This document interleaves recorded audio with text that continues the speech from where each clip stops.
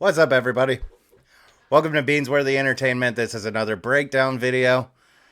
This video, we're going to go over the noon football game. So this is part one of the Sunday games. If you enjoyed the video, go ahead and hit the like button. Explore the other content on the channel.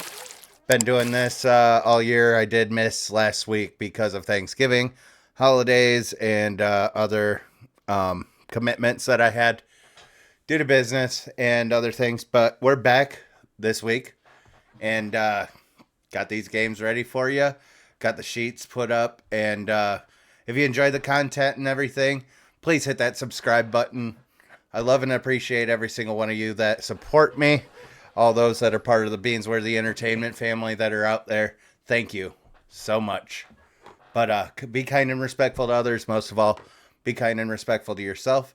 You are the number one person in this world. Hope everybody enjoys today. And let's get started with the first noon game. We've got the Colts at the Titans. We can go ahead and... oh, that's right. I did switch that. Welp. That's going to be in there. Let me go ahead and fix this quick. Clear that. And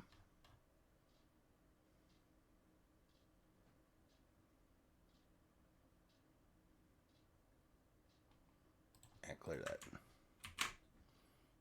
We're just going to put that as there. All right. Well, you've had some time to go ahead and look this over. And like I said, we've got the Indianapolis Colts going to Tennessee to take on the Titans. The Colts, they're number 13 on the NFL.com Power Rankings list with a 6-5 record. They are second in the AFC South and 4-1 on the road. Tennessee Titans, they are number 26 on the NFL.com Power Rankings with a 4-7 record. They are last in the AFC South and 4-1 at home.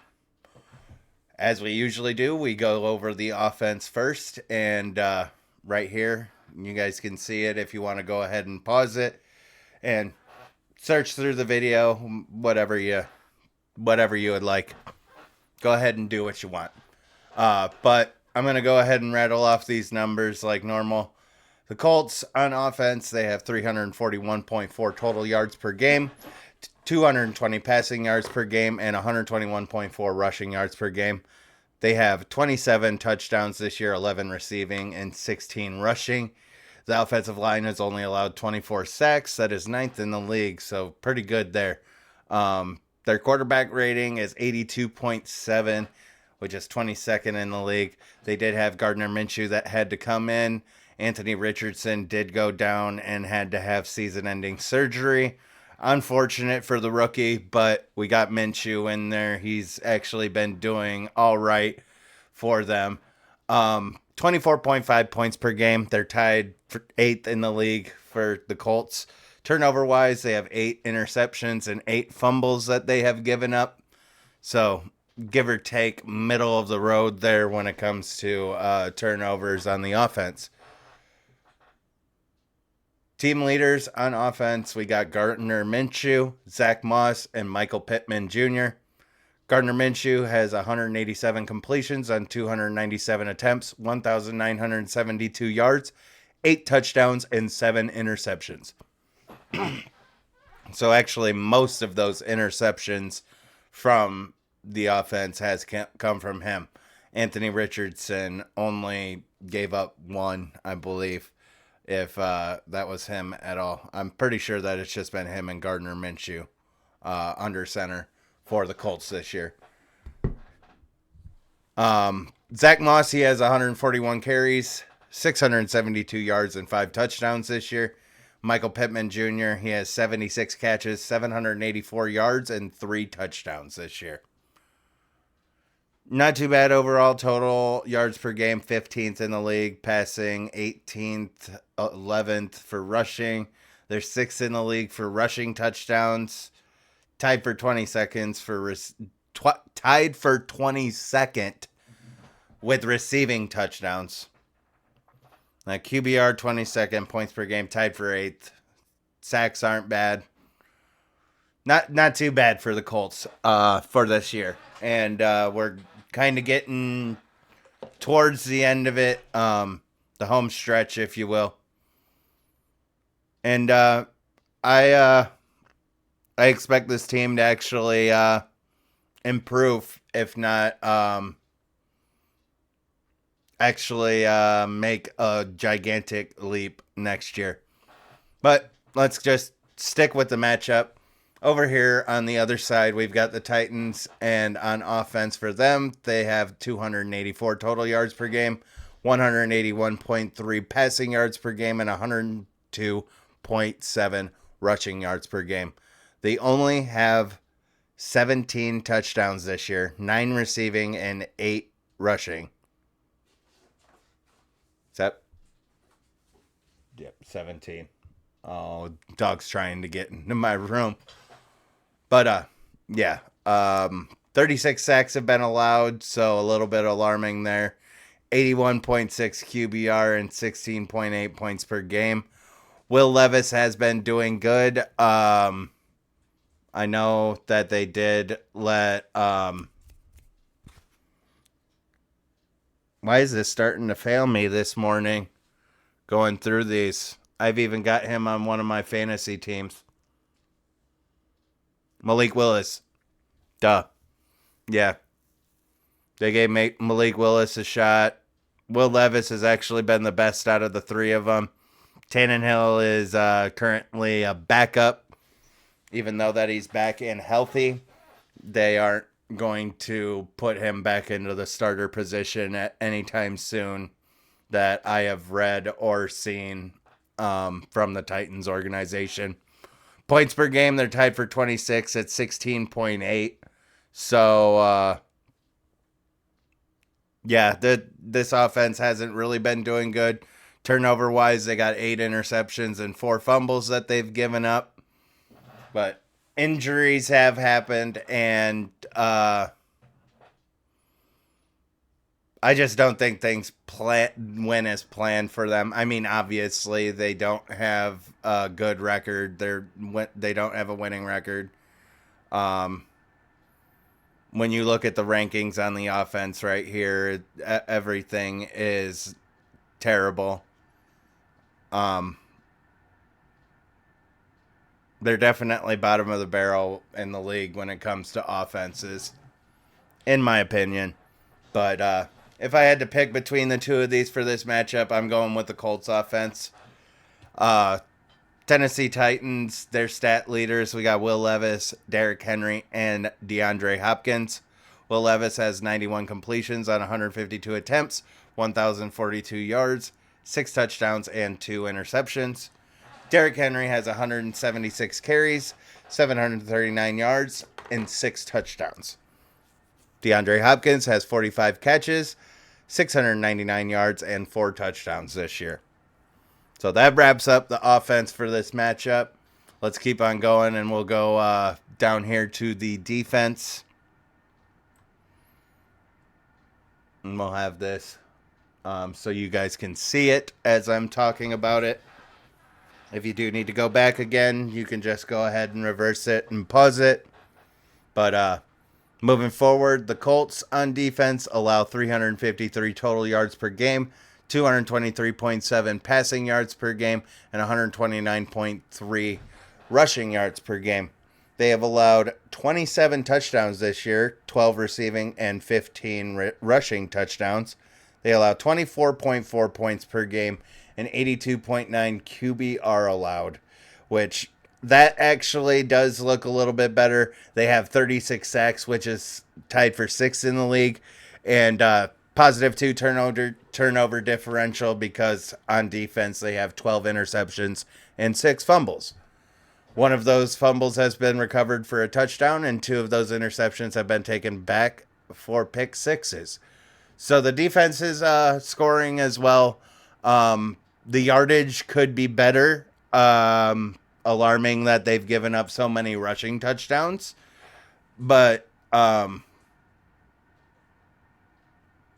if they can figure out a couple of areas, I could see where this defense can actually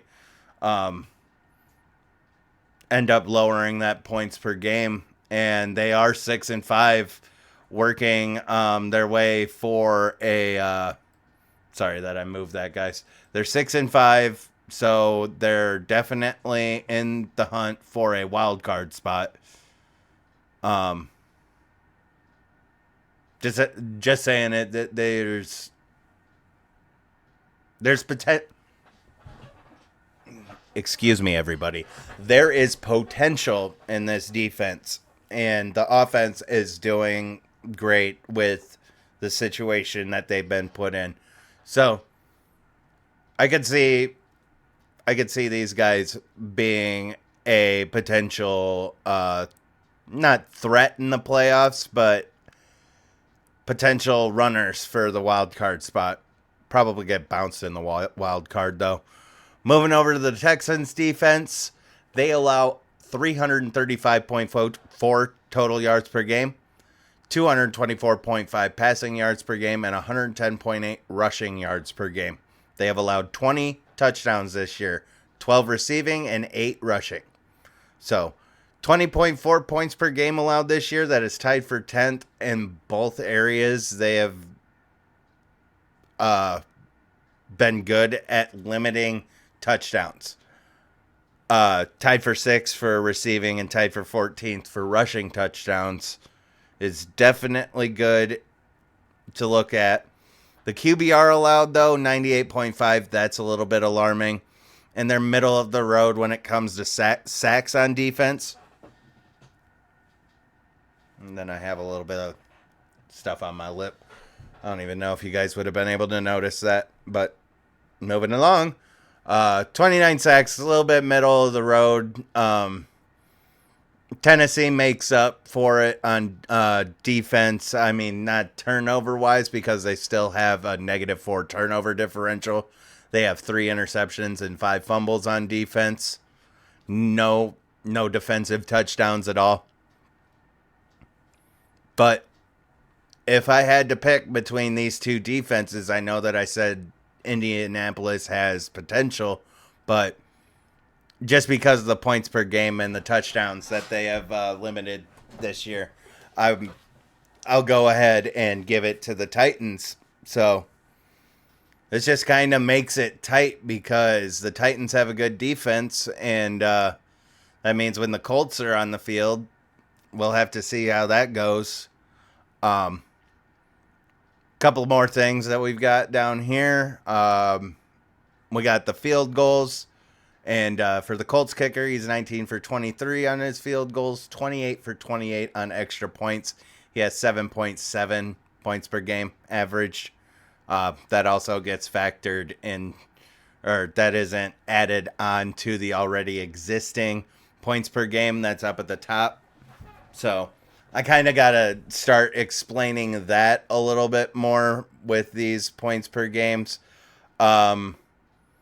Because I've already done the math on it, and both NFL and ESPN, when they have their stats, just like I have the conundrum about them counting international games as home games, but they count also, like, they count as a whole, the whole entire team scoring as an offensive stat on both sites. So I don't know if, like, that's what actual announcers are out there, like, having for their info as well. It's kind of, it's just really interesting to me. But yeah. Going over to the Titans side, their kicker is 22 for 23, 17 for 17, 7.5 points per game for him. Injuries over on the Colts, Juju Brents and Jonathan Taylor are ruled out today. So if you do have them, don't start them in your lineup. Even if Jonathan Taylor starts, he fucked his hand up or something. Over on the Titans, we got Treylon Burks, which is questionable. I was reading up on it. I feel like he's going to play, but if you're weary on it, I wouldn't start him in your I wouldn't start him in your lineup if you've got someone that's better than him or has a better matchup. But if you absolutely need Treylon, I'd be paying attention to that. I know that we're getting close here. Just a week or two left in the actual fantasy regular season, and then we're going to start up the playoffs. ESPN has the Colts favored, and also Vegas has the Colts favored, but just by 1 point. The over-under is 42.5. Down here, I have the schedule of both sides. The Colts, 51-60 is their opponent's record, and then the Titans are even 61-61. So the Titans have had the tougher schedule. Maybe that's why the Colts have the better record, but you guys go ahead and decide that. That's all a matter of opinion. When it comes down to strength of schedule, what would be the term that would be the best way to describe it? It's probably the best way would be to say that strength of schedule is kind of subjective. I know that some teams are better than others, but injuries, sicknesses, off days, that whole entire Cowboys and Cardinals game that I feel like was a fluke. So, a win's a win. So, yeah, if you're going to go that direction and whatnot, it's also the reason why I take yardage more into effect, because that's how you're moving the ball. I should probably also factor in metrics of time of possession, because I actually do think heavy on that when I'm trying to decide if I was making a legit prediction, if I were to be putting money down on something. But always say I did not say it at the beginning of this video. I'm just a guy behind a camera saying what I think's gonna happen. So I hope it helps you and everything. If it does, go ahead, put a comment in. Even if it didn't help you, if you got something to say and everything, give me some positive criticism. Go ahead. I can't stop you. These videos, I'm making them just to see what's going to happen. I like sports and I like numbers, and this is where I landed at this season. So, but wrapping up this game, both of them are 4-1 at their respective locations.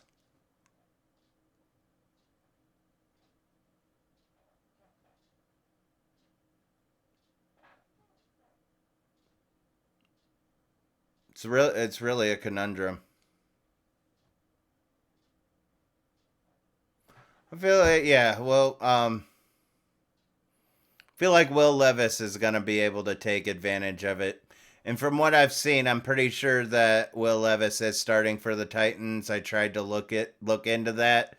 No news article. Like I said, Tannehill has been confirmed as a backup. There's no word on Malik Willis. And Will Levis is number 1 on the depth chart. So that's why I've got Will Levis in there as the passing leader. I feel like he's going to be the one that's going to be starting, just based on the fact that I haven't heard anything else. You'd think that you would end up hearing something, or maybe the media is just giving up. But I feel like Will Levis will be able to take advantage of this lackluster defense.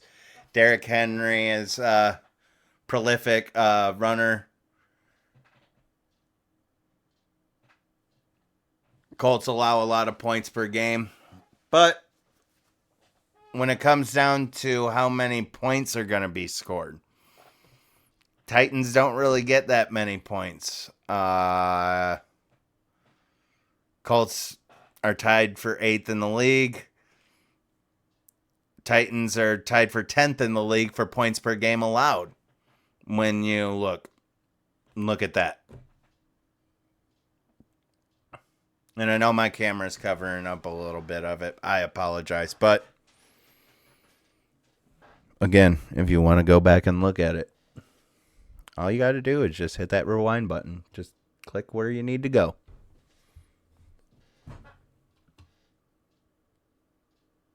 Yeah, my side, I'm on the Titans. Since it's 42.5, I do think that it gets over that.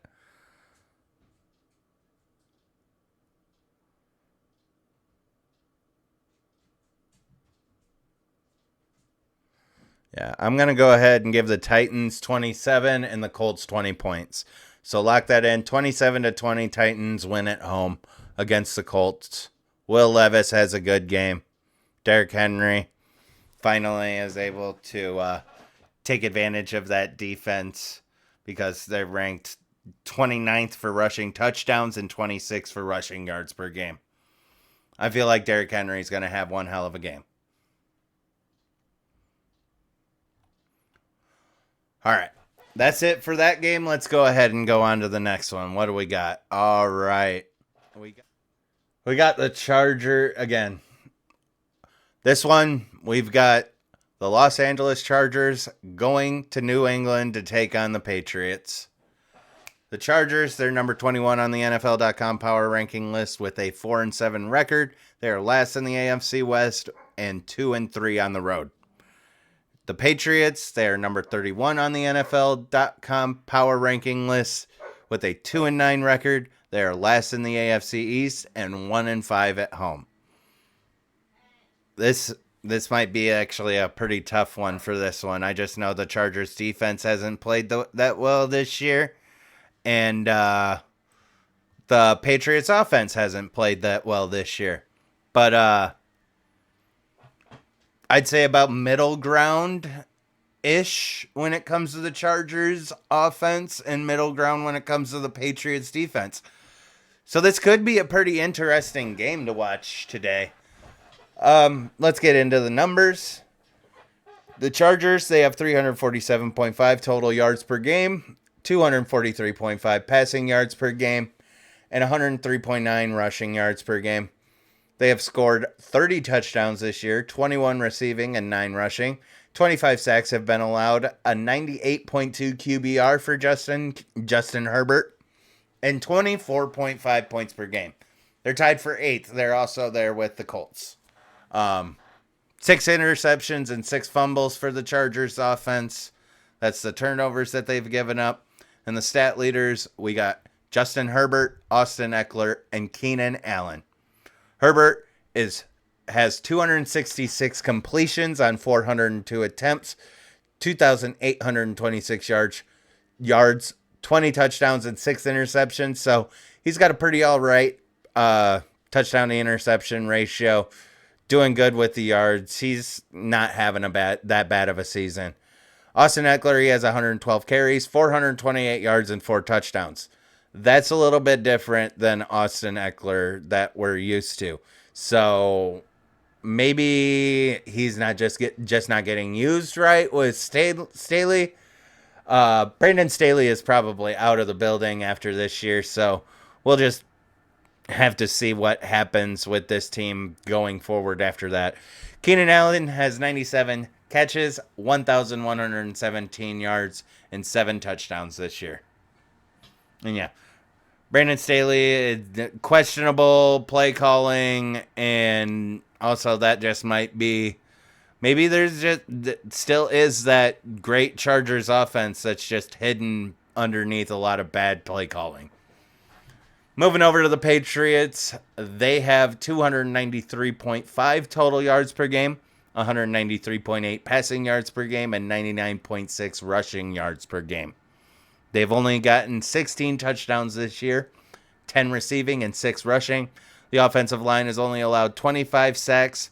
Their QBR is 73, and they only have 13.5 points per game. They are way down at the bottom for that QBR and points per game. And also 14 interceptions and 5 fumbles that they have given up on the offense for the Patriots. 12 of them just Mac Jones alone. They did let Bailey try and come in, and that ended up being worse somehow. But the stat leaders for the Patriots, we got Mac Jones, Ramondre Stevenson, and Demario Douglas. Shoot. Of course it's got to be someone that I literally looked it up.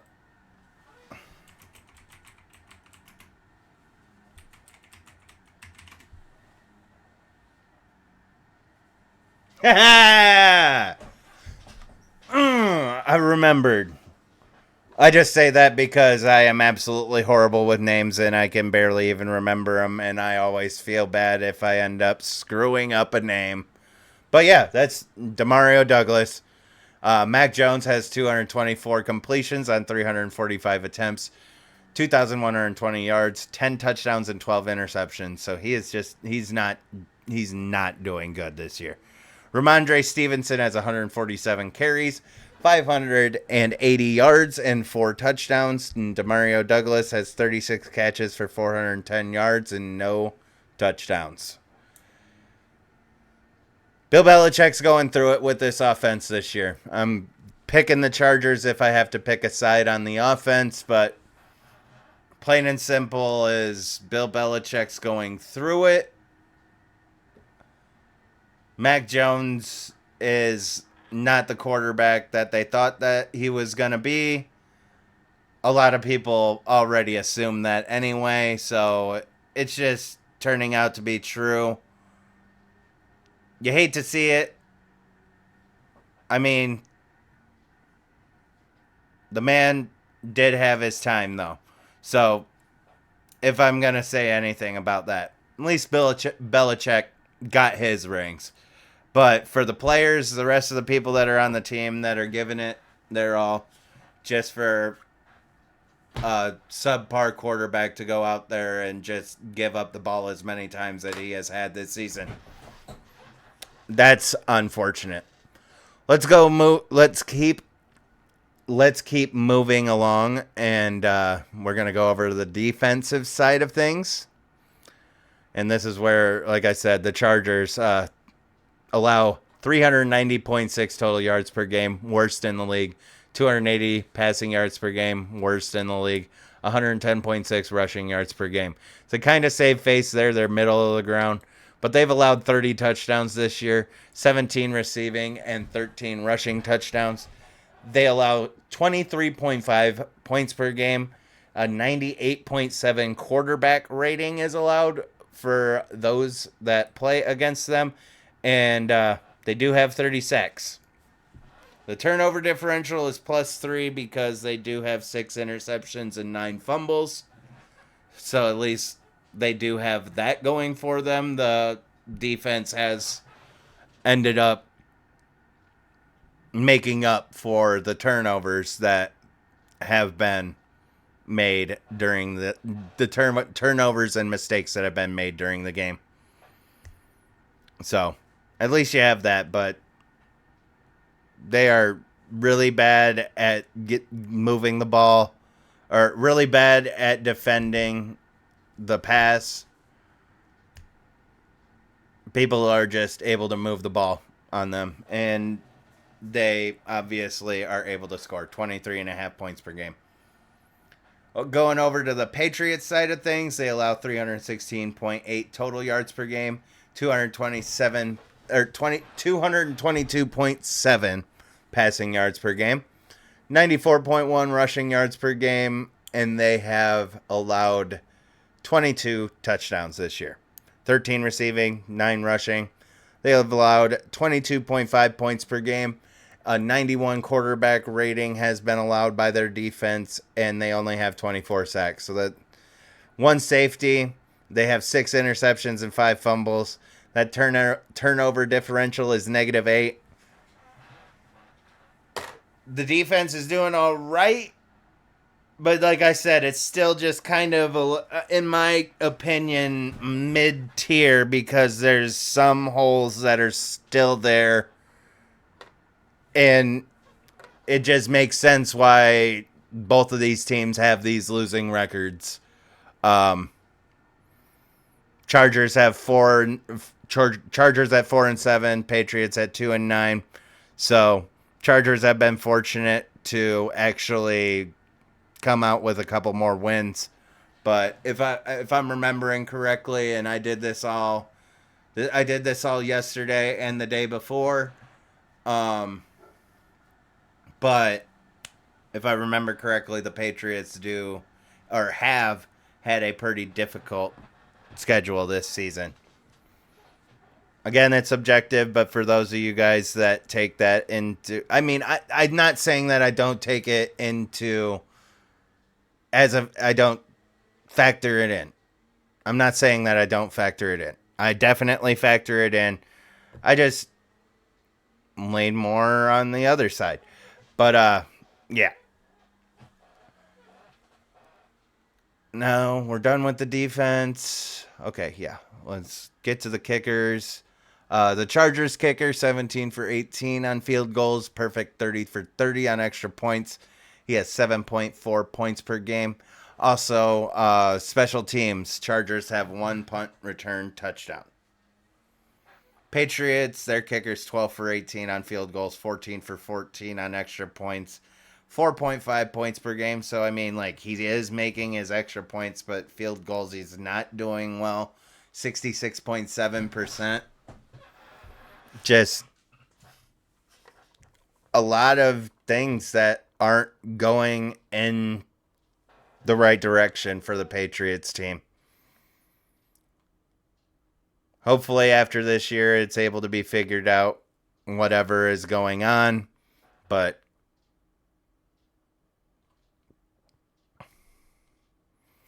oh, I stand corrected. I mean, comparative to the league, that overall record for an opponent is still one of the stronger, more difficult schedules this year for the NFL.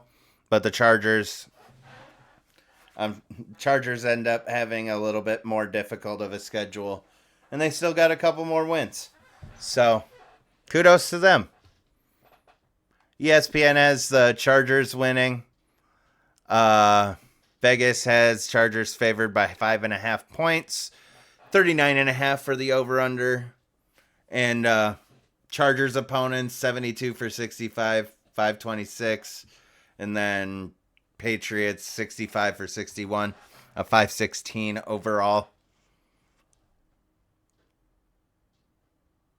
Now that we've got everything for this one, let's go ahead and try and figure it out. This is definitely, I'm going with them, and this is probably going to be a game that the Chargers win. Patriots have just been having unfortunate, lackluster games, if you will.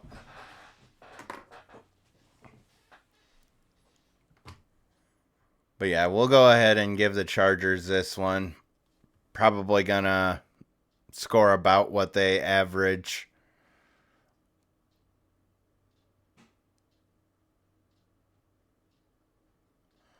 Let's go Chargers, like 23 points. Patriots, 17. No, that's a little bit different from that 5.5 spread, but let's just go ahead and put that in there.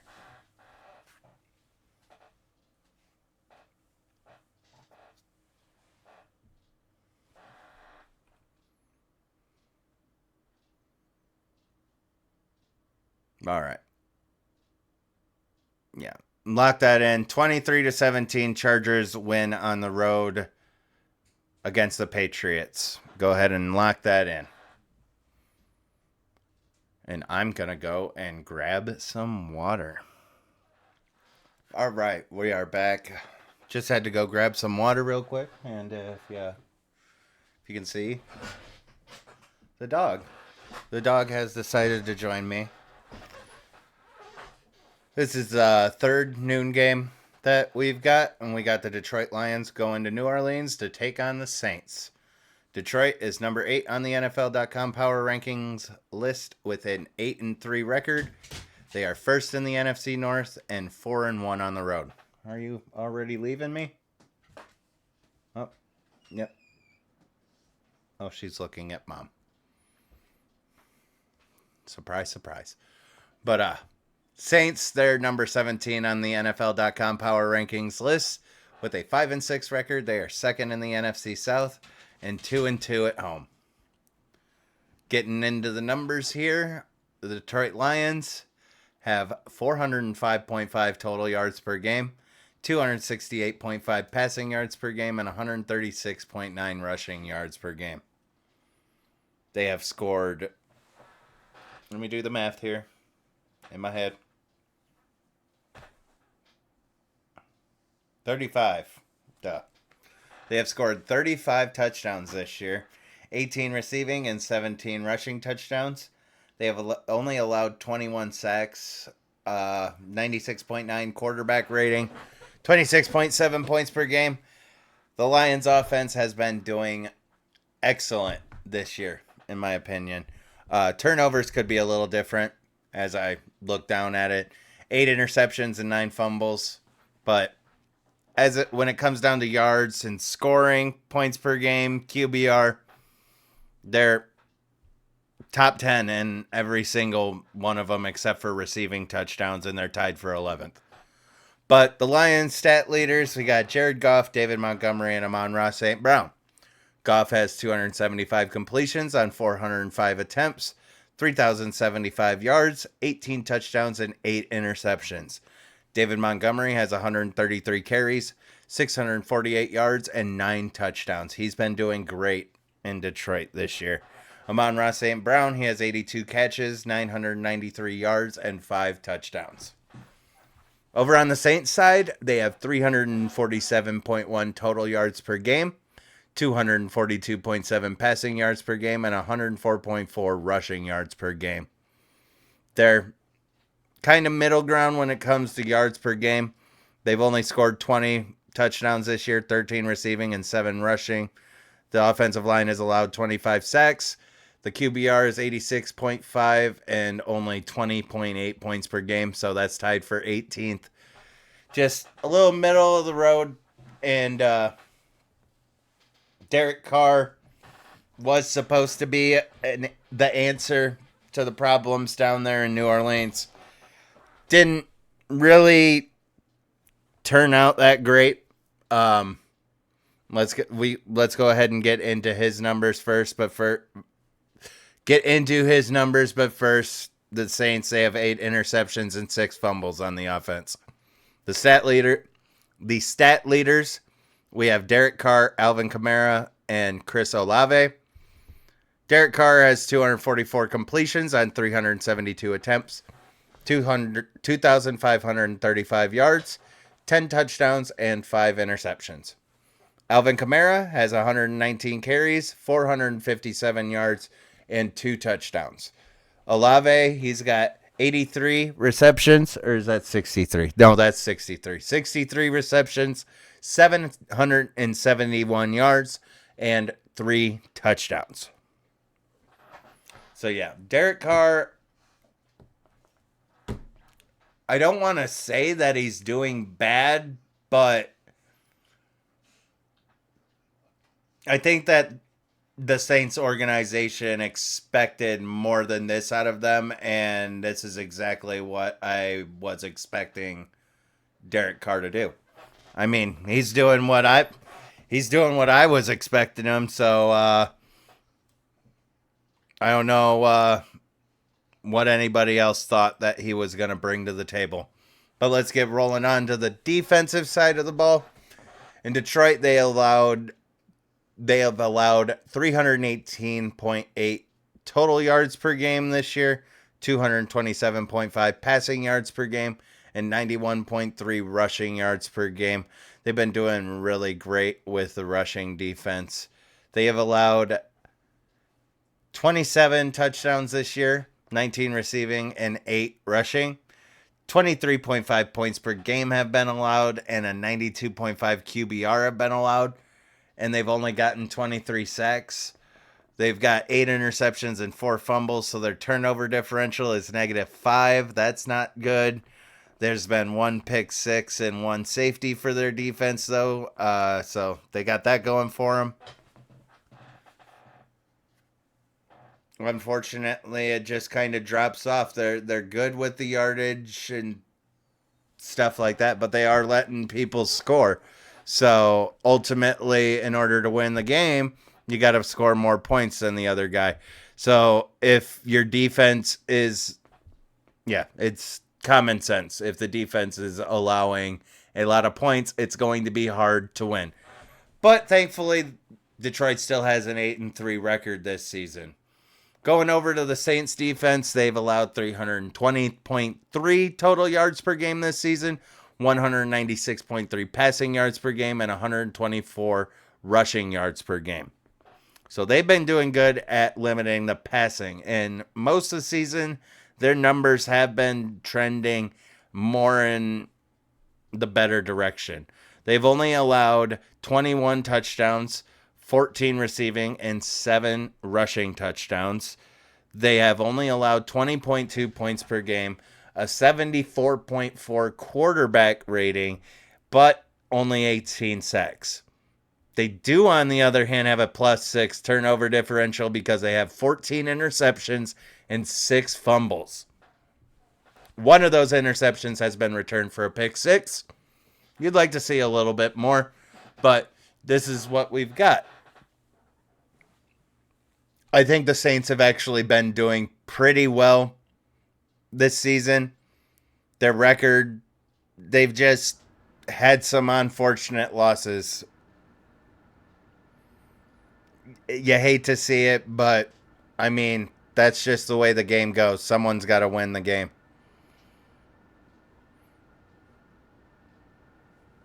Going between these two defenses, though, I know that you guys are going to be surprised. But I am going to go with the Saints because of the turnovers and the points per game and QBR allowed. I feel like Jared Goff's going to have a tough day against this New Orleans defense. They're in New Orleans. Detroit's had some funky games this year, so I feel like the Saints are going to catch them off guard. ESPN has the Lions favored. Vegas has the Lions favored, but I don't see that. I honestly have a gut feeling that that's not going to happen today. That's not going to be the case. The Lions kicker, 13 for 15 on field goals, 31 for 32 on extra points. He has 6.4 points per game. And over on the Saints side, their kicker, 24 for 30, 80% from field goals, 19 for 19 on extra points, 8.3 points per game for them. And their special teams has 1 punt return touchdown. Injury-wise, Lions, C.J. Gardner-Johnson still on the IR. Alex Anzalone is doubtful. Hendon Hooker isn't going to be available today. And Jonah Jackson is questionable. Over on the Saints side, Marcus May, Pete Werner, Kendre Miller, Rashid Shaheed, all those guys are out. Blake Group, the place kicker, he might play today. So, I mean, there's a few key players that are going to be out for the Saints. But Marcus May, he's been out. Next, we've got the records and the schedule and scores from previous games this season for you guys to go ahead and look over. Both these teams have had easy schedules. 56 and 69 for the Lions, 59 and 75 for the Saints. The Saints just have one less divisional game, so that's why they have a little bit more. If anybody ever questions why it's like sometimes these side by sides, there's a lot of, just in case you don't know. But yeah, Both these teams have had easy schedules.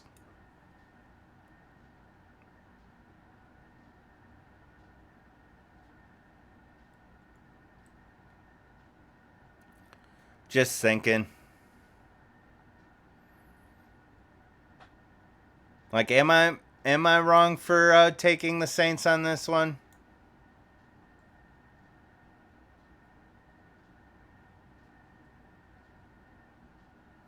No, I don't think that I'm wrong at all. I feel like there might be some problems that end up happening today for the Detroit Lions. So yeah, we're gonna go ahead and go Saints. New Orleans Saints with like 23 points. And give the Lions 17. Yeah, go ahead and lock that in. 23-17. Saints beat the Lions at home. A little bit of an upset. Saints pull back to even. Lions have another questionable loss. Just how I'm feeling with the Saints being at home, the way their defense is against quarterbacks. My dog's giving me an attitude, so I gotta hurry up and get these games done with. Just kidding. We still got 4 more games left of this one, this part 1 video. And also, if you are watching and you've made it this far, thank you. I appreciate it. Again, make sure that you hit that like button if you enjoyed the video. Explore the other content, and if you enjoy the content, hit the subscribe button so you get notifications. And stay updated with all of my content over here on Beansworthy Entertainment. Moving on to our 4th game. We have the Atlanta Falcons going to New York to take on the Jets.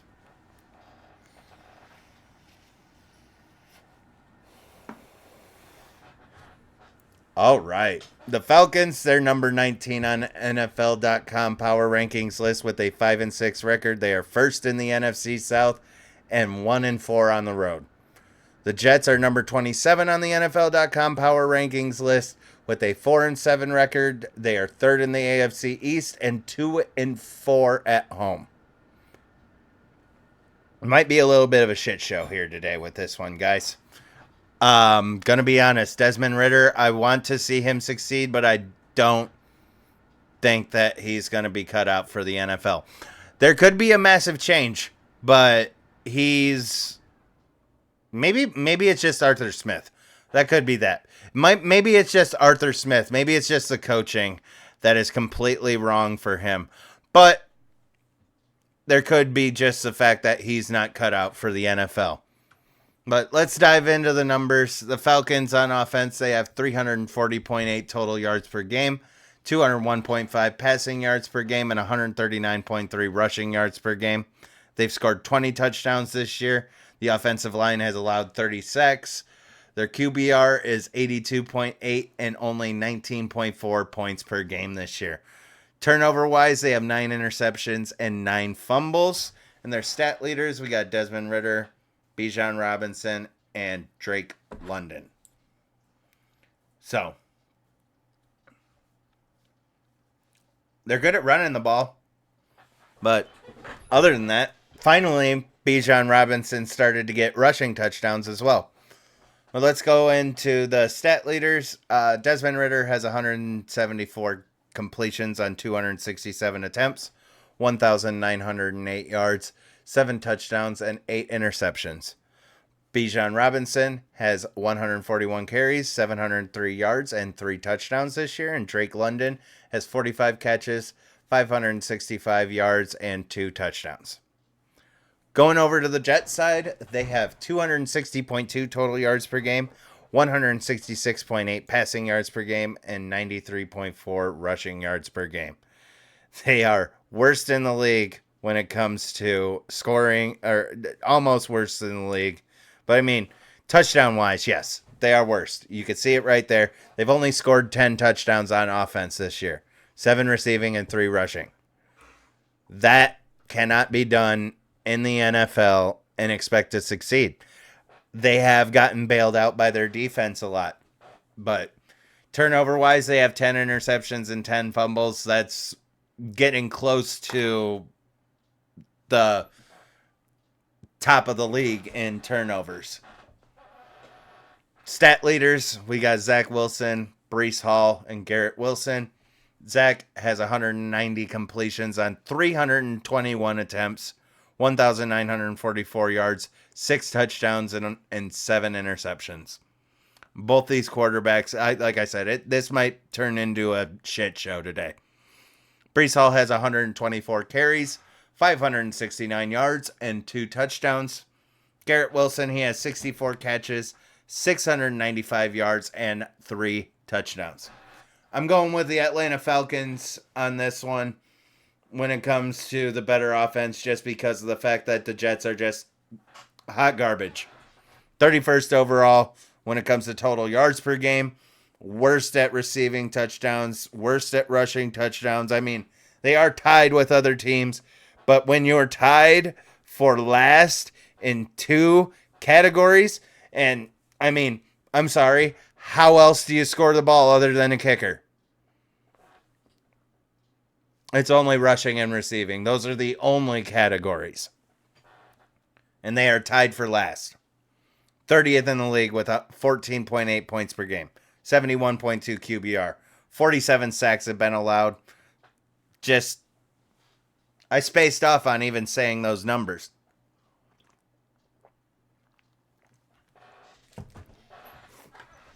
It's terrible. And we might see an Aaron Rodgers, and it might be controversial for me to say that I'm sorry if that, let's see how he performs.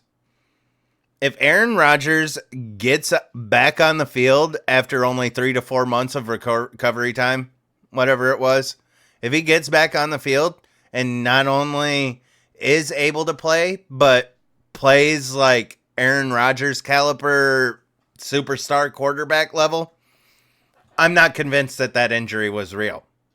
I remember when the injury happened. I watched it at the beginning of the year because I was excited to see Aaron Rodgers in a new area, in a new environment than Green Bay.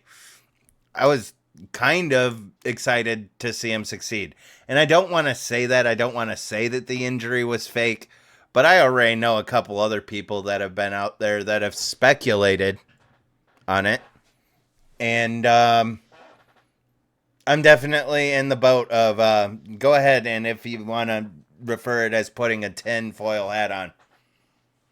Yeah.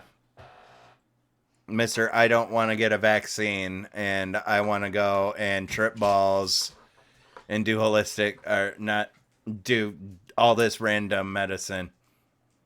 I don't know. Hard to believe. Hard to believe for me. But moving along. Getting this matchup. The Falcons defense, they allow 321.1 total yards per game, 209.1 passing yards per game, and 112 rushing yards per game. They've allowed 21 touchdowns this year, 17 receiving, and only 4 rushing touchdowns. That's tied for the best in the league. They've allowed 21.1 points per game, and 91.5 QBR has been allowed, and their defense only has 22 sacks. A little bit under the radar there. Turnover-wise, they have 6 interceptions and 6 fumbles, so their turnover differential is -6. 1 pick six and 1 safety for the Falcons. A little bit of a midfield that we're getting there, except for the fact that they are best at they've only allowed 4 rushing touchdowns this year. They're 10th in the league, though, for passing yards per game, but even though they've allowed 17 receiving touchdowns. That seems a little bit weird to me. Let's go on to the Jets defense. They've allowed 323.5 total yards per game this year, 183.2 passing yards per game, and 140.3 rushing yards per game. They've allowed 20 touchdowns, 13 receiving, and 7 rushing. 21.6 points per game have been allowed. A 79.2 quarterback rating has been allowed, so really good there. And 28 sacks, kind of middle ground. They've had 12 interceptions and 7 fumbles for turnovers on defense, and 1 fumble recovery, 1 pick six, and 2 safeties for the Jets. People say that the Jets defense is one of the top defenses. I'm not looking at these numbers. I'm kind of not convinced. But I mean, they've only allowed 20 touchdowns this year. The points per game is a little higher than what you would like, but they've been able to shut down other quarterbacks. That's definitely one thing. Turnover differentials at -1, but that's because of the fact that they've given up so many turnovers on offense. Moving on down here.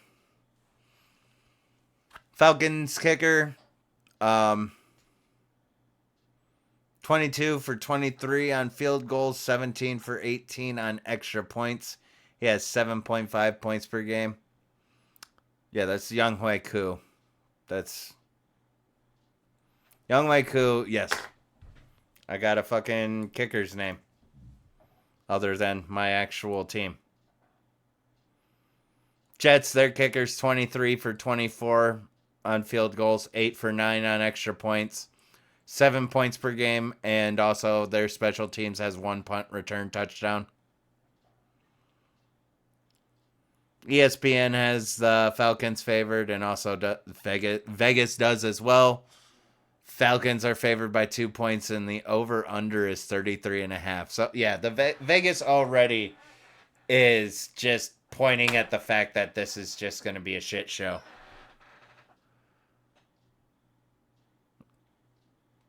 The Jets actually have had a pretty difficult schedule this year, too. So,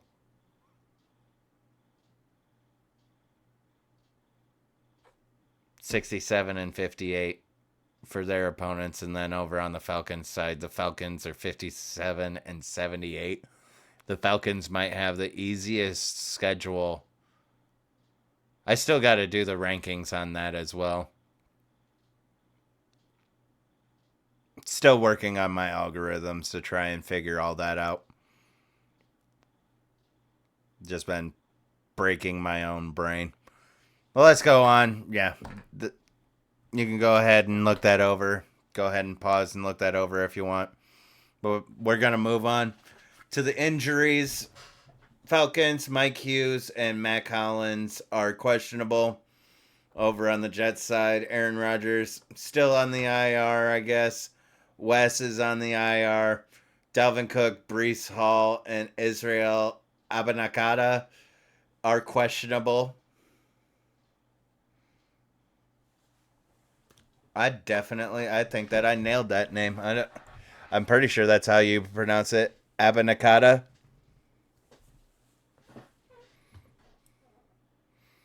Abanikanda. There we go. Yeah. That one. Sorry. I don't think there was any escaping that. Now I just look bad. Anyway, just watch out. Dalvin Cook and Breece Hall are questionable. Definitely going to need those guys in there. But if there's anything that happens to those guys, I'm going with the Falcons as well.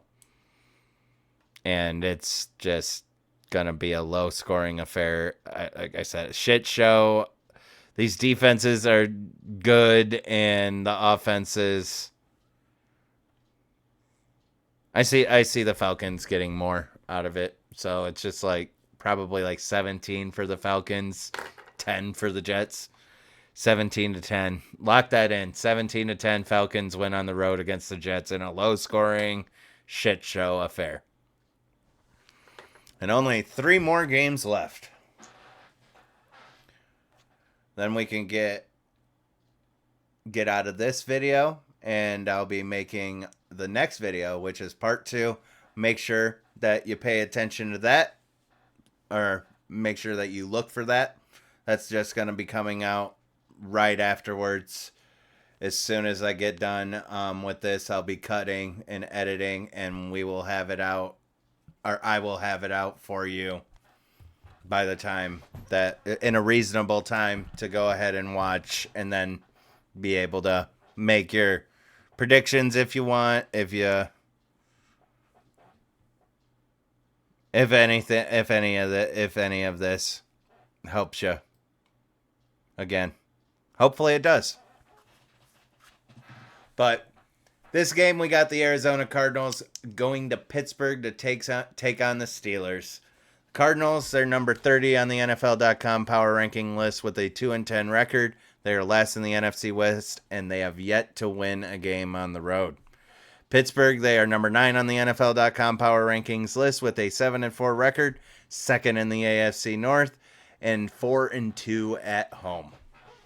The Cardinals offense, we have 297.5 total yards per game, 175.8 passing yards per game, 121.8 rushing yards per game, and they've scored 21 touchdowns this year. The offensive line has allowed 33 sacks. Their QBR is only 77.7, and they only have 17.2 points per game this year. Turnover-wise, they have 9 interceptions and 6 fumbles. Their stat leaders, we got Kyler Murray, James Conner, and Hollywood Brown. Kyler Murray has 66 completions on 107 attempts, 719 yards, 2 touchdowns, and he already has 2 interceptions as well. James Conner has 104 carries, 526 yards, and 2 touchdowns. Hollywood Brown has 51 catches, 574 yards, and 4 touchdowns.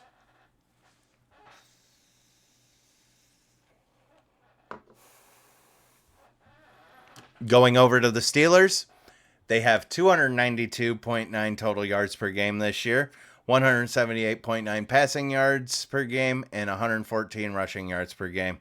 They have only scored 15. Yeah, I almost messed that up. 15 touchdowns this year, 7 receiving and 8 rushing. The offensive line's only allowed 25 sacks, but 78.6 for a QBR and only 16.5 points per game. It really baffles me how this team is 7-4 and just being right there as the catalyst of the Browns not being able to have second in the AFC North. Makes me sad. Even though we still beat them the second time. But they've only got 6 interceptions and 3 fumbles. I think that's one of the better turnover numbers for an offense in the league.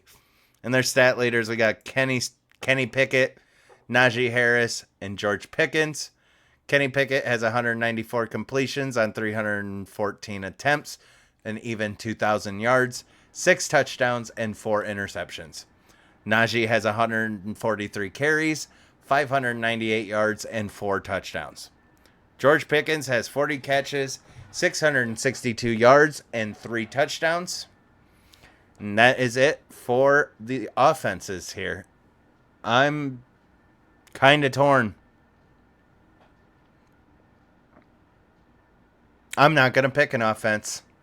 This is going to be one of those occasions where I just don't pick an offense. Both of y'all trash. Moving along to the defense. Arizona allows 358.5 total yards per game, 218.4 passing yards per game, and 140.1 rushing yards per game. Good Lord. They have allowed 37 touchdowns this year, 21 receiving, and 16 rushing.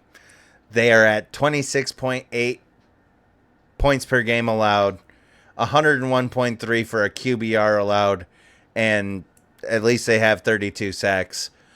Their turnover differential is -1. They have 9 interceptions and 5 fumbles on defense. One of those fumbles has been recovered for a touchdown.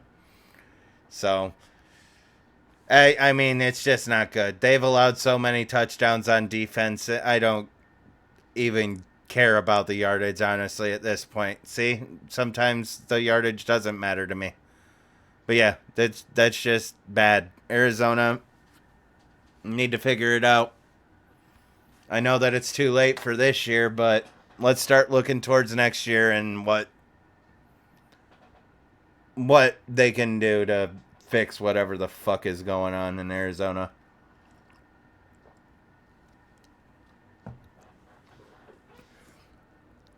How did the Cowboys lose that game? It's crazy. Moving along, let's go over to the Steelers defense. They allow 354.4 total yards per game, 236 passing yards per game, and 118.4 rushing yards per game. They've only allowed 19 touchdowns this year and 18.6 points per game allowed, 79.6 QBR allowed, and 32 sacks. Turnover-wise, they have 12 interceptions and 8 fumbles. One of those fumbles has been recovered for a touchdown, 1 pick six, and 1 safety. So yardage-wise, they're not the greatest, but they're not letting people score at least. And mainly I feel like those are the turnovers. And that could just be good play calling. I do know that Steelers defense likes to play dirty. Nick Chubb's knee can attest to that. But I digress. Moving along, let's go to the kickers. Not Carolina, Cardinals. Kicker is 19 for 22 on field goals, 11 for 12 on extra points, 5.7 points per game for him. The Steelers still have Chris Boswell. He has 21 for 22 on field goals, 15 for 15 on extra points, and 7.1 points per game for him. Going down to the schedules here, and the Cardinals, they have had one of the toughest schedules of any team in the league. 75 and 62. That's crazy. Cowboys, 49ers, Ravens, Browns. Texans are a winning team. Just all of those winning teams that are over there. And not only winning teams, but like, if it wasn't for the Eagles being 10-1, Cowboys are there at 9-3. Niners are 8-3. Browns are 7-4. Ravens are 9-3. These are just teams that are doing great this year. Steelers, on the other hand, they do have the same, like 49ers, Browns, Ravens, Jaguars, Browns again. They did end up winning one of them against the Browns, but we got them. We got them the second game.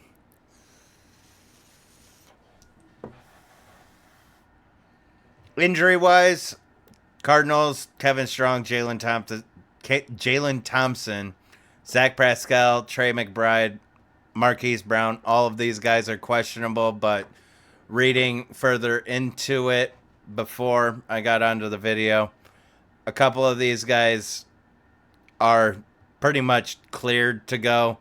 The only thing that's going to stop them is if something happens in pregame warm-ups. Over on the Steelers side, Montravius Adams is questionable. Another one, unless something happens in pregame warm-ups, I expect him to start. But hate to do it since I'm a Browns fan, but yeah, the Steelers are going to come away with this one somehow. The defense, Mike Tomlin, they're just not going to allow the Cardinals to score. I'd say the Cardinals get like 10 points. Steelers fight for their life to get like just about like 23. Go ahead and lock in 23-10. Steelers beat the Cardinals at home. I like that. We've got 2 more games left. So I'm just trying to see. We're kind of still along that average line. I didn't leave anything out, I'm pretty sure. Yep. Went through all of it. Moving along to the next one. And in this one, we've got the Miami Dolphins going to face the Washington Commanders in Washington, D.C.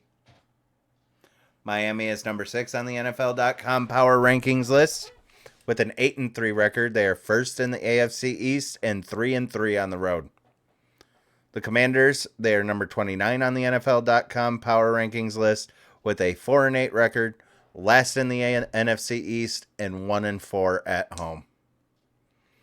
Miami is still pretty much the best when it comes to offensive rankings, at least in total yards per game and passing. And then you could see rushing and like QBR and everything, second and third. But overall, Miami's got a really, really good defense this year. Mike Shanahan. No, I just tried to mix Mike McDaniel and Kyle Shanahan together. That actually might be a crazier coaching combination ever if like those two could. I know that they've been on the same staffs before, but I'm just imagining if there was ever a situation of co-coaching together and having those two coach. I feel like that would be absolutely insane. But let's get into the numbers. Miami has 430.5 total yards per game, 285.3 passing yards per game, 145.2 rushing yards per game, and 42 touchdowns on the year. 18 sacks allowed, 103.9 for QBR for Tua, 30.8 points per game.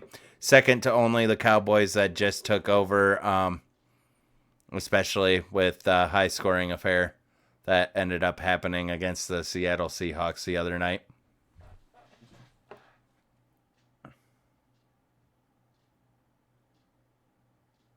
Well, actually, this was also...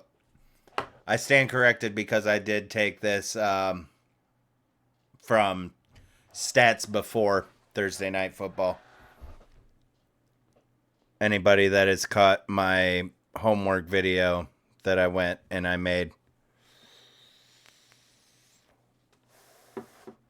Turnover-wise for the Dolphins, they have 11 interceptions and 8 fumbles, so that could be a little bit better.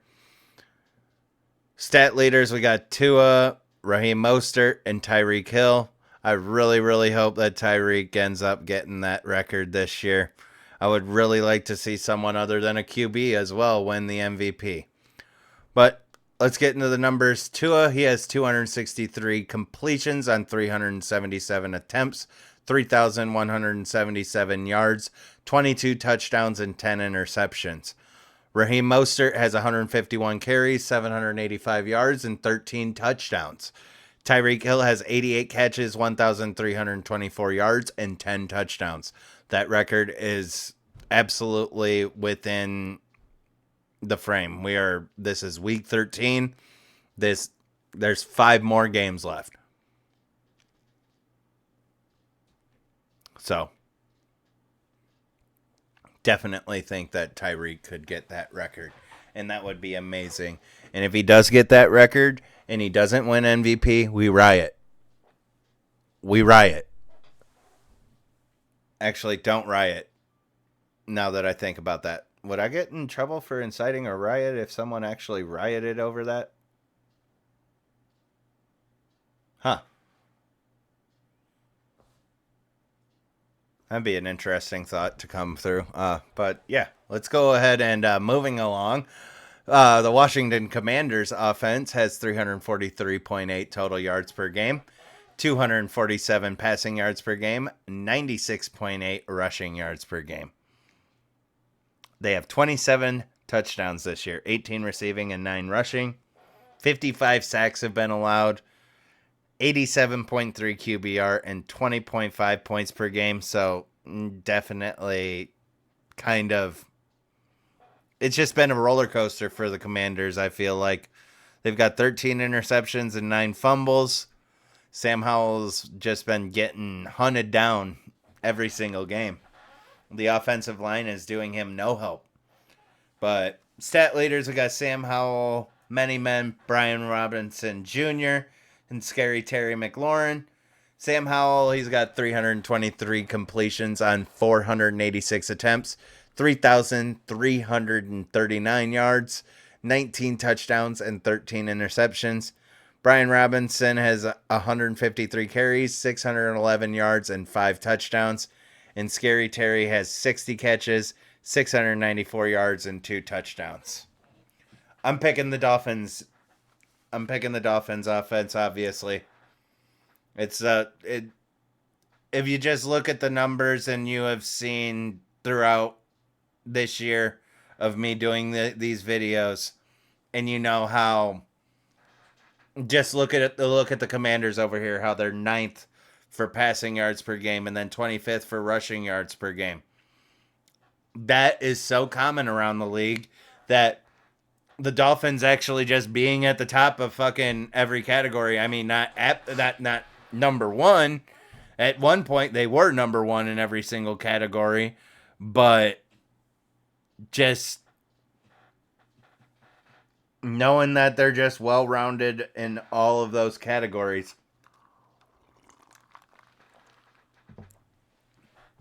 Turnovers could be a little better, but the Commanders got more turnovers on offense than they do. Let's get down here to the defense. Miami has allowed 305.2 total yards per game this year, 212.4 passing yards per game, and 92.8 rushing yards per game. They've allowed 25 touchdowns, 16 receiving, and 9 rushing. 22.8 points per game have been allowed, 91.7 for a QBR, and their defense has 38 sacks. Their turnover differential, though, is -5. They've only got 9 interceptions and 5 fumbles, so it doesn't really cover the offense's turnovers. 2 of those interceptions, though, have been pick sixes. A couple of touchdowns on the defensive side of the ball. Overall, yardage-wise, I'd say it's good, but then also you look at the points per game. So, that's got to be something. That's got to be concerning while they're in a game, because I feel like that is saying long drives that end up in scores.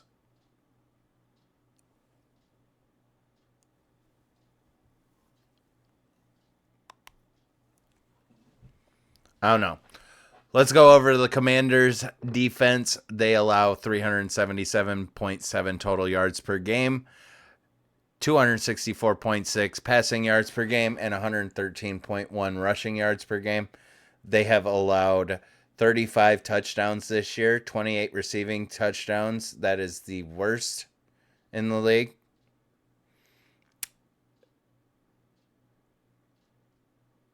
So, yeah, like being tied. No, that's tied with the worst.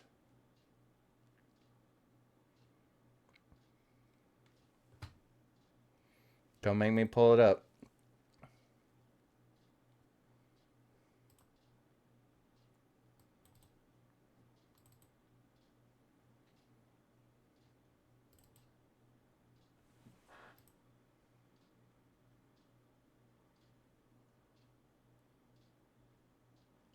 Oh yeah, that's definitely.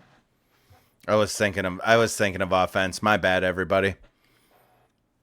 Gonna go ahead and keep that in there. But yeah, I was thinking offense. But no, that's definitely worst in the league. Only allowed 7 rushing touchdowns, but 29.2 points per game allowed, 104 QBR allowed. Both of those are worst in the league. They have 35 sacks, so they're 8th in the league there. Turnover differentials -9. They only have 6 interceptions and 7 fumbles. No touchdowns for the defense for the Commanders either. Definitely going with the Dolphins on this one. Washington's just been bad on defense.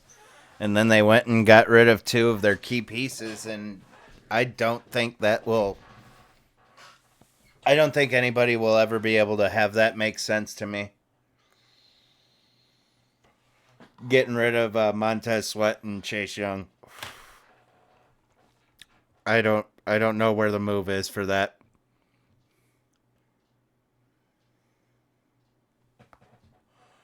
All right. I do know the Dolphins kicker. I have him in fantasy. Jason Sanders has 11 for 14 on field goals, 42 for 43 on extra points. So he's got 6.8 points per game.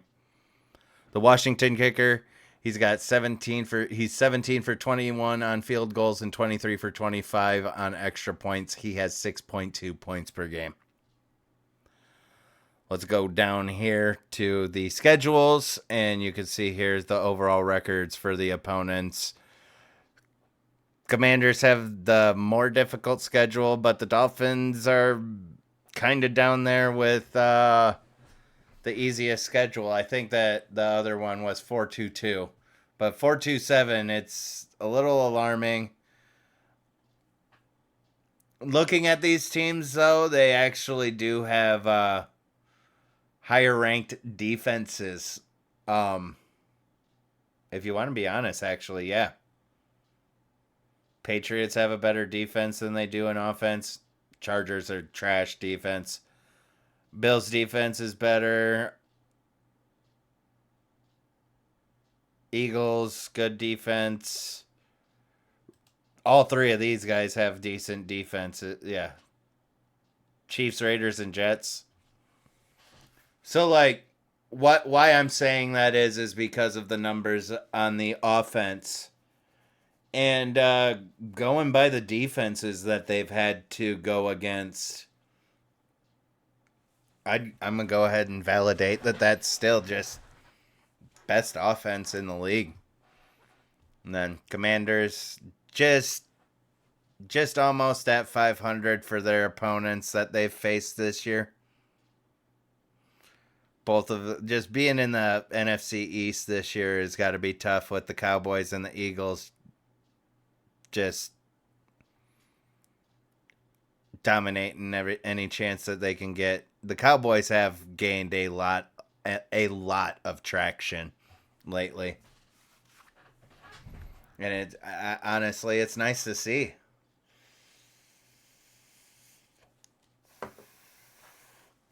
Yeah, I'm gonna go with Miami. Miami's favored heavy, 9.5 points by Vegas. 49.5 is the over. Why do they have it like that? I mean, yeah, I guess that they do give up the average. So I'll give the Commanders at least 20 points and go with the over. Because the Dolphins are probably just going to have a fucking heyday. We're probably looking at like a 38-20 game. Let me go ahead and do the math on that so I'm okay with it.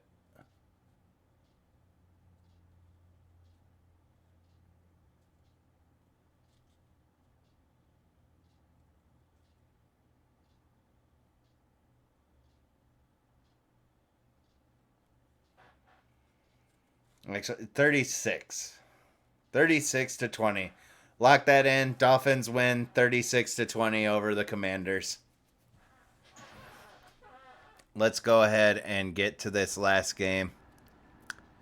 The last noon game that we got the Denver Broncos that are going to Houston to take on the Texans. Two teams that are 6-5.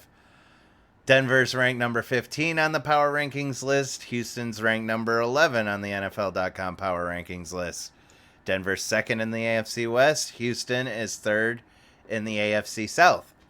Denver's 2-2 on the road, and Houston is 4-2 at home.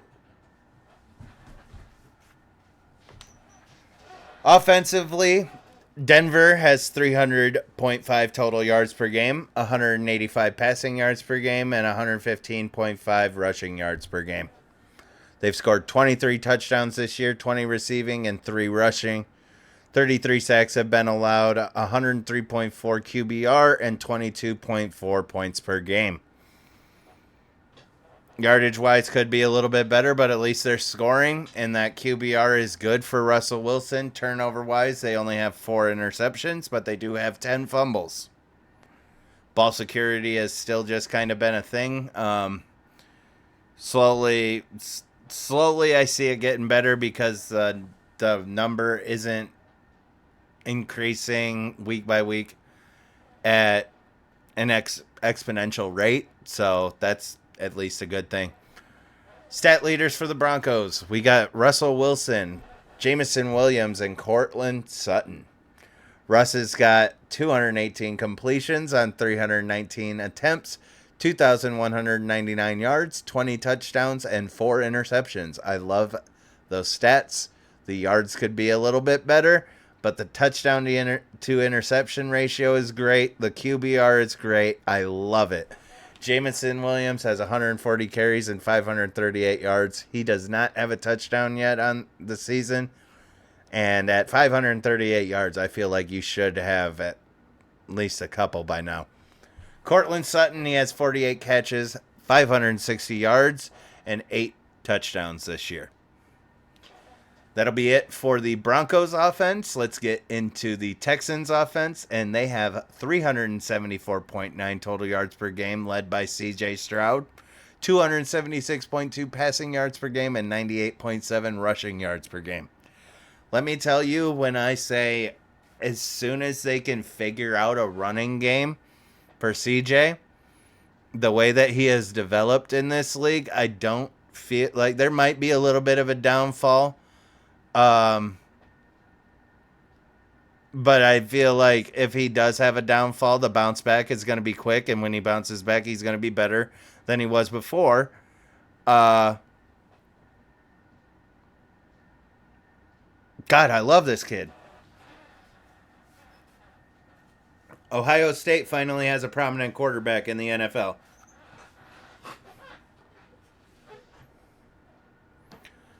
They've scored 20. Let's keep on rolling here before I just get hyper focused on CJ Stroud. But the Texans offense has scored 27 touchdowns this year, 20 receiving and 7 rushing. 27 sacks have been allowed by the offensive line. CJ's quarterback rating is 101.7, and they have 23.5 points per game. Turnover-wise, they've got 5 interceptions and 6 fumbles. So CJ started to throw some interceptions, but he went a while before he did. And honestly, I think that it's because of the process that he is going through and how they are coaching him down there. And they kind of I feel like they kind of limited the playbook for him to let him kind of learn as he went along. I mean, now that he's starting to, he's always been throwing the ball down the field, but I feel like they're like kind of challenging him now with stuff, not necessarily setting him up to fail. Let me go into this. It's just like with the coaching of CJ Stroud, joke's on you, I did end up hyper focusing on CJ Stroud. But when I'm thinking CJ Stroud and how they're coaching him and how his process is going down there, is they're not doing it to make him feel uncomfortable or anything like that and set him up for failure. It's just eventually you've got to try out those things and see if you can work on it, like round out those edges on something that, like, if you're trying to make something smooth, you got to take the sandpaper to it. I feel like that's what's going on. And they're just refining the diamond that is probably going to end up being CJ Stroud. I'll be really sad if the kid has a downfall and doesn't come back because of how immaculate he was at the beginning of the season. All right. 27 sacks have been allowed, 101.7 QBR, and 23.5 points per game. 5 interceptions and 6 fumbles. Just catching myself up here. Yeah.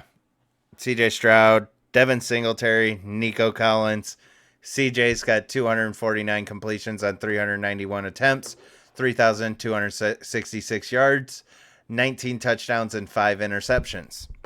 Devin Singletary has 120 carries, 499 yards, and 2 touchdowns. Nico has 50 catches, 800 yards even, and 5 touchdowns on the year. So, I'm going with the Texans offense, and yeah, I might become a little bit of bandwagon CJ Stroud fan. I like what the kid's doing.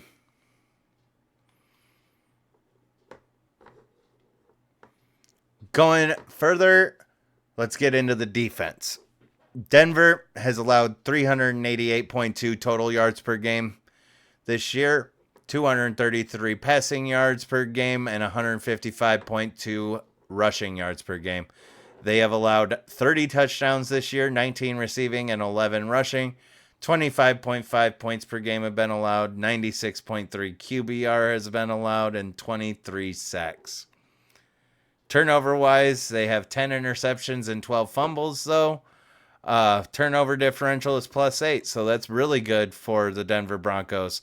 And this is a Denver Broncos team that, honestly, I'll say it and admit it, I had them at the bottom of the tier list and everything. I might as well had them sold off. And now they're fighting for a wild card spot, trying to get into the playoffs. I got to give it to them. They're actually doing it. Moving over to the Texans side, their defense allows 347.6 total yards per game this year, 252.5 passing yards per game, and 95.1 rushing yards per game. They've allowed 24 touchdowns this year, 11 receiving, and 13 rushing. There's 21.1 points per game that have been allowed, 95.4 quarterback rating allowed, and 24 sacks for the Texans defense. Turnover-wise, they have a +4 turnover differential with 8 interceptions and 7 fumbles on defense. So, both teams, positive turnover differentials. Honestly, probably going to go with the Texans on this one. Texans are at home. I'm probably going with Texans the entire way. And looks like ESPN likes that as well. Kicking wise, Ka'imi Fairbairn, Danny Amendola, they're both down. So I was reading something on that. I don't know who the kicker's even gonna be for the Texans. I guess gonna have to put the punter out there. But their kickers altogether, they're 22 for 26 on field goals, 23 for 23 on extra points. 8.1 points per game from their kickers this year. They've got 1 kickoff return touchdown also on special teams. Also, the Broncos do as well.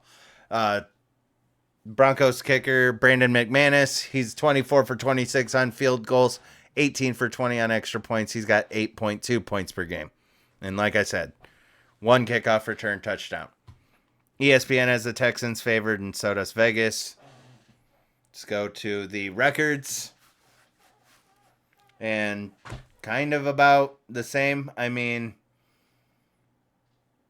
Texans have had a little bit more favorable record. The Broncos, their opponents' records are right, flat, even. So, I don't know.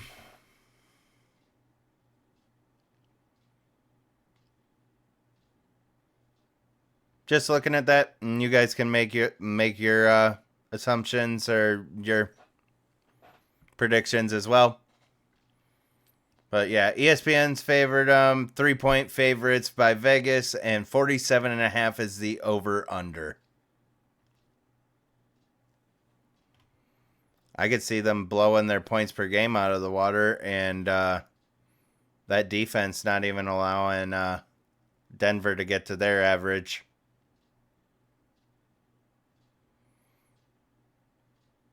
The passing yards per game, it kind of worries me on the Texans side, but since they're tied for third with only 11 receiving touchdowns this year,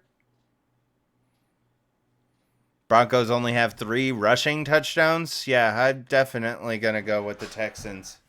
And probably it's like, I don't think this is going to be a high-scoring affair.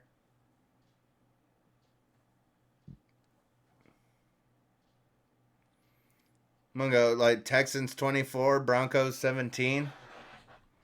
That's 41. That's on the underside. Okay. Yeah. let's go ahead and lock that in. 24-17 Texans win at home over the Broncos. And you can go ahead and go back and check all of that if you want. That's going to be it for video number 1. I'm going to go ahead and get to working on video number 2 for you guys. That's going to have the afternoon games and Sunday Night Football on it. So make sure that you check that out. But thank you guys again.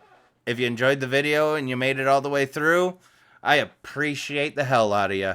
And also, explore the other content. If you had fun, hit the like button, hit the subscribe button, become part of the Beansworthy Entertainment family. All of you that are part of the Beansworthy family, Beansworthy Entertainment family already, thank you. I love and appreciate every single one of you. Be kind and respectful to others, and most of all, be kind and respectful to yourself. Thank you guys. Hope you enjoy your Sunday, and I will see you next time.